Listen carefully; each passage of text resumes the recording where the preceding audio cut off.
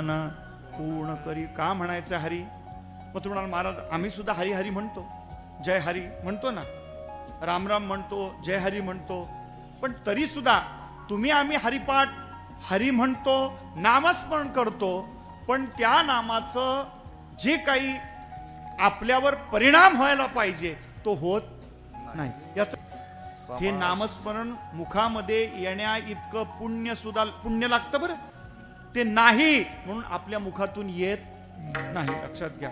आलं जर चित्त नसेल तर त्याचंही काही फल मिळणार नाही. महाराज चित्त नाही नामी तरी ते व्यर्थ. तुम्ही नामस्मरण करताय पण त्या नामस्मरणाचं सामर्थ्य, महात्म्य, त्याचा प्रभाव, त्याचं फल जसं पाहिजे तसं आपल्या पदरात पडत नाही. करतोय, पेरतोय पण उगवत नाही. मग कुठेतरी काहीतरी चुकतंय. लक्षात घ्या.